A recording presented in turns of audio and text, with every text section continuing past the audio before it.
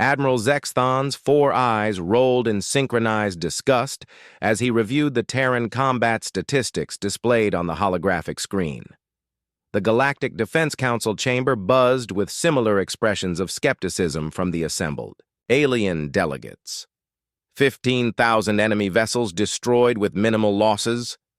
The Altarian representative's translator crackled with disbelief. These humans expect us to believe such fabricated numbers. Clearly propaganda, agreed the Vorthan counselor, his crystalline features shifting to a darker shade of blue. No species achieved such ratios in their first decade of spacefaring warfare. Commander Sarah Chen sat quietly at the human delegation table, her weathered hands folded as she listened to the mockery. At 43, she bore the scars of countless battles across her face and arms, each one a testament to humanity's rapid ascension in galactic warfare.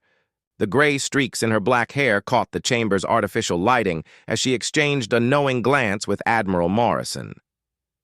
The Kepler Nebula campaign alone claims 8,000 confirmed kills, Zexthon continued, his voice dripping with condescension. From a single engagement! What do they take us for? Hatchlings! The chamber erupted in alien laughter, a cacophony of clicks, hisses, and harmonic tones that would have been musical if not for their derisive nature. The Terran delegation remained stoic, though Sarah noticed young Lieutenant Rodriguez's jaw tightening beside her. Admiral Morrison stood slowly, his ceremonial uniform crisp, despite the long journey from Earth. Honorable delegates, I understand your skepticism. Perhaps Commander Chen could provide some context to these numbers. Sarah rose with the fluid grace of a career soldier, her movements efficient and purposeful. She activated her personal holo display, and the chamber fell silent as tactical readouts filled the air above her. The Kepler Nebula campaign, she began, her voice carrying the weight of authority earned through blood and sacrifice. Stardate 23A7.156. The hegemony's Void Fleet had been systematically destroying human colonies for 6 months.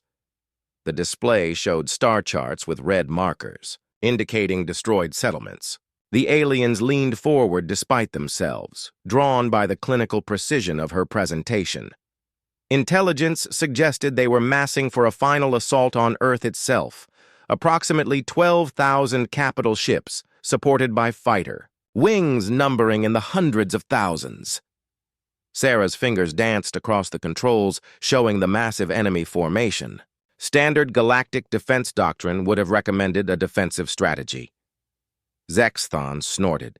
Obviously, against such overwhelming numbers?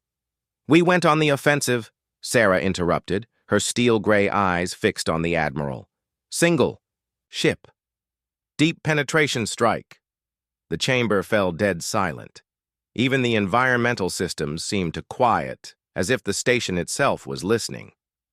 One ship? The Altarian delegate's voice had lost its mocking tone. Sarah nodded, pulling up. The mission files. HSS Prometheus, experimental stealth destroyer. The plan was surgical. Eliminate their command structure and create chaos in their ranks. The hologram shifted to show a sleek, angular vessel bristling with weapons that looked distinctly different from standard galactic designs. Where alien, ships favored elegant curves and energy-efficient forms, the Prometheus was all sharp edges and brutal functionality. Human naval doctrine differs from galactic standards, Sarah continued. We don't build ships to last centuries. We build them to kill efficiently and be replaced quickly. The Prometheus carried enough firepower to level a small moon, compressed into a hull 1/10 the size of equivalent alien vessels. She gestured, and the display showed the ship's approach vector through the nebula's dense gas clouds and debris fields. The nebula's composition made their sensors unreliable. We used that. 17-hour approach, moving through sensor shadows and gravitational anomalies they couldn't detect. Impossible, breathed the Vorthan counselor. The radiation alone would have killed the crew, yes. We built the ship to be operated remotely if necessary, but I insisted on manual control for precision targeting. Sarah's smile was grim. Humans have a saying, if you want something done right, do it yourself.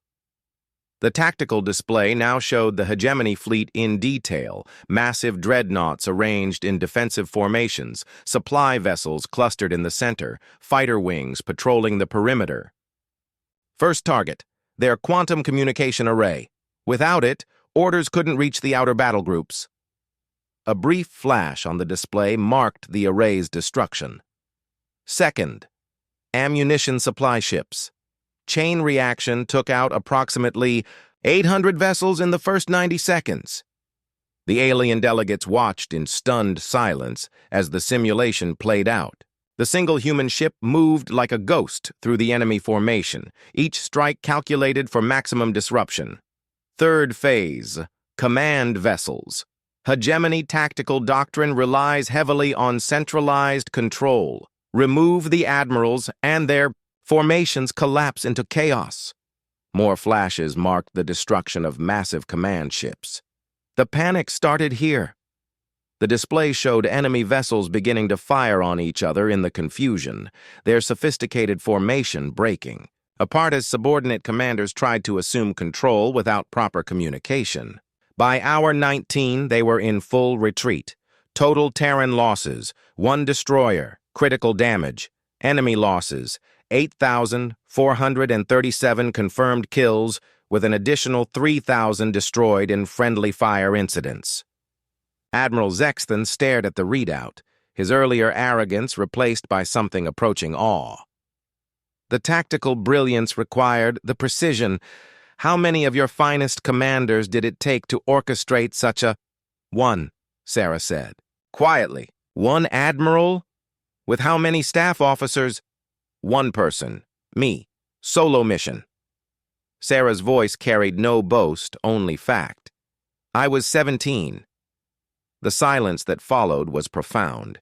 Even the station's atmospheric processors seemed to pause in reverence for what they had just witnessed. The Altarian delegate was the first to speak, his voice barely above a whisper. 17 years of age? Sarah nodded. Graduated from the Naval Academy early due to wartime accelerated programs. The Prometheus mission was my first combat assignment. Admiral Morrison stepped forward, pride evident in his voice. Commander, Chen went on to lead 47 more campaigns over the next 26 years. Her tactical innovations are now standard doctrine across the Terran fleet. Zexthon slowly sat back in his chair, all 4 eyes fixed on the human commander. Your species. How do you produce such warriors so young? Sarah's expression softened slightly. We don't produce warriors, Admiral. Circumstances do. When your world is threatened, when your people are dying, age becomes irrelevant. What matters is whether you're willing to do what needs to be done. She deactivated the display and looked around the chamber at the assembled delegates. Every statistic you questioned today represents lives saved, worlds protected, and a species that refuses to surrender. We didn't choose this war, but we chose to win it. The vote to admit Earth into the Galactic Defense Council was unanimous.